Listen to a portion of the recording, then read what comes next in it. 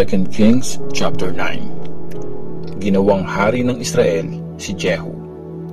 Samantala, tinawag ni Prophet Elisha ang isa sa mga kabataang prophets at sinabi, "Mag-ready ka. Pumunta ka sa Ramoth sa Gilead at dalhin mo itong jar ng olive oil. Pagdating mo dun, hanapin mo si Jehu, ang anak ni Jehoshaphat at apo ni Nimshi.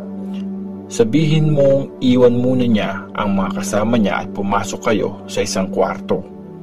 Tapos, ibuhos mo ang olive oil sa ulo niya at sabihin mo, pinili ka ni Lord para maging hari ng Israel. Pagkatapos, umalis ka na agad." Pumunta nga ang kabataang prophet sa Ramoth sa Gilead. Pagdating doon, naabutan niyang nagmi-meeting ang mga leader ng army.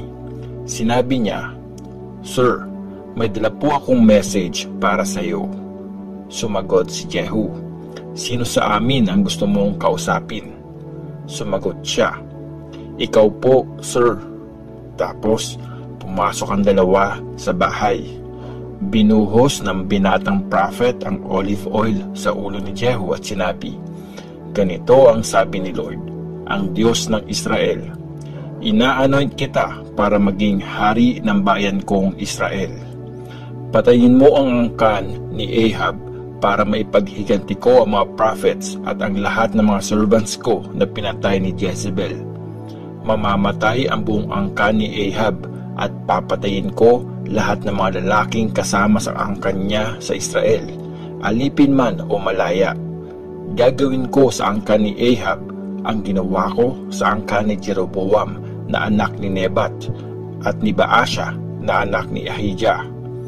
Kakainin si Jezebel ng mga aso sa lupain ng Jezreel at walang maglilibing sa kanya." Pagkasabi nito, umalis agad ang prophet.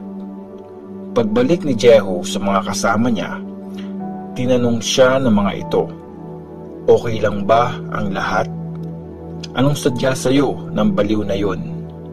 Sumagot si Jehu, "Alam nyo kung anong gusto niya." Pero sinabi nila, "Hindi namin alam. Sabihin mo na sa amin." Kaya sinabi ni Jehu, "Inutusan raw siya ni Lord na buhusan ako ng langis para maging hari ng Israel."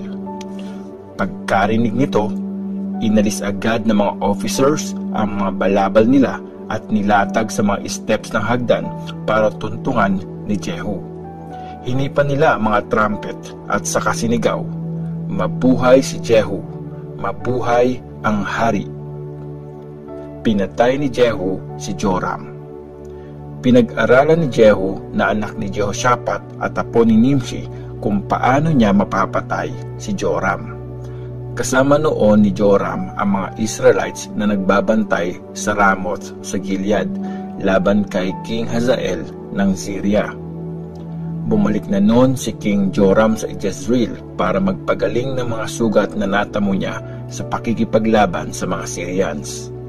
Kaya sinabi ni Jehu sa mga leaders ng sundalo, "Kung kakampi ko talaga kayo, huwag niyong pabayaang makapunta sa Jezreel ang isa man sa kanila para ibalita ang nangyaring ito."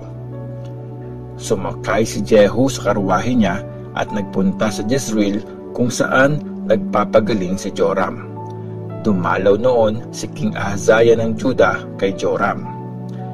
Nakita ng bantay mula sa tore ng Jezreel ang pagdating ng grupo ni Jehu. Sumigaw ang bantay, "May paparating!" Tapos, inutusan ni Joram ang isang mga ngabayo para sulubungin ang grupo at alamin kung mga kaibigan ba sila o kaaway. Kaya sinalubong sina Jehu ng isang mga ngabayo at sinabi nito, "Pinapaturong po ng hari kung kaibigan kayo o kalaban." Sumagot si Jehu, "Kaibigan man o kalaban, wala kang pakialam. Sumunod ka na lang sa akin." Kaya sinabi ng bantay, "Nakarating po ang messenger sa kanila, pero di pa po siya bumabalik." Nagpadala si Joram ng pangalawang mga ngabayo na sumalubong din kina Jehu at sinabi, Pinapatanong ng hari kung kaibigan ka ba o kaaway. Sumagot si Jehu, "Wala kang pakialam, sumunod ka na lang sa akin." Nag-report uli ang bantay. Nakarating po sa kanila ang messenger, pero di pa siya nakakabalik. Parang baliw sa sobrang bilis ng pagpapatakbo ng karwahe ang leader nila. Mukhang si Jehu yun na anak ni Nimshi. Inutos ni Joram na i-ready ang karwahe niya at ginawa nila ito. Tapos, naghanda na sina King Joram ng Israel at si King Ahaziah ng Juda. Sumakay sila sa kanya-kanyang karwahe para salubungin si Jehu. Nagkasalubong sila sa lupain ni Naboth na taga Jezreel.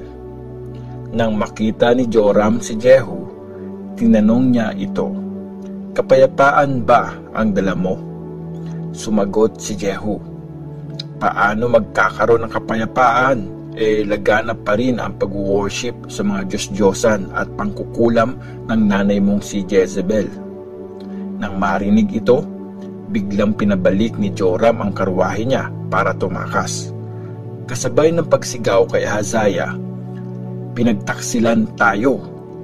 Buong lakas na hinatak ni Jehu ang pana niya.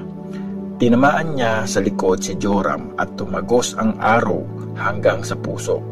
At bumagsak si Joram sa loob ng karwahe.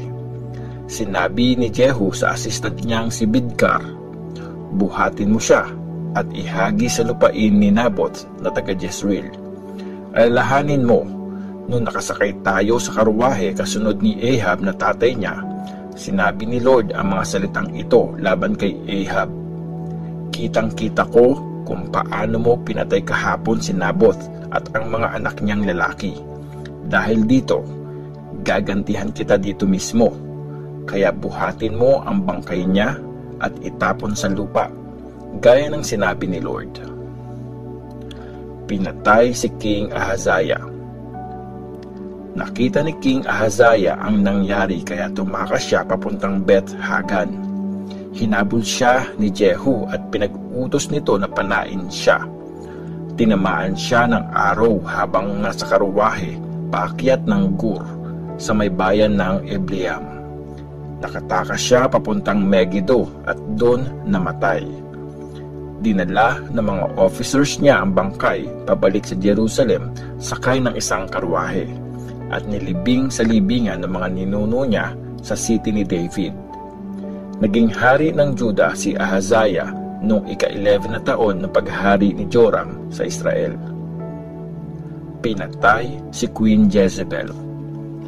Pagdating ni Jehu sa Jezreel, nabalitaan ni Jezebel ang mga nangyari. Naglagay siya ng eyeshadow, inayos ang buhok at dumungaw sa bintana ng palasyo. Pagpasok ni Jehu sa city, sinabi ni Jezebel, "Kapayapaan ba ang dala mo, Zimri? Ikaw na mamamatay ng sariling master?" Tumingala si Jehu at sumigaw, "Sino sa inyo ang kakampi ko?" 2 o 3 officials ng palasyo ang tumungaw sa kanya mula sa bintana. Sinabi ni Jehu sa kanila, "Ihagis niyo siya dito sa baba." Hinagis nga nila si Jezebel. Nang bumagsak sa lupa, tumalsik ang dugo niya sa pader at sa mga kabayo. Sinagasaan pa siya ng karwahe ni Jehu. Pumasok si Jehu sa palasyo para kumain at uminom. Maya-maya, sinabi niya, "Kunin niyo ang sinumpang babaeng iyon at ilibing. Tutal, anak pa rin naman siya ng hari."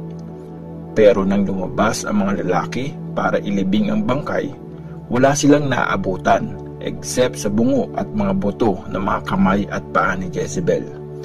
Nung nireport nila ito kay Jehu, sinabi niya, "Katuparan ito ng sinabi ni Lord kay Prophet Elijah. Kakainin ng mga aso ang katawan ni Jezebel sa lupain ng Jezreel. Kakalat ang bangkay niya na parang dumi ng hayop at walang makakakilala sa kanya."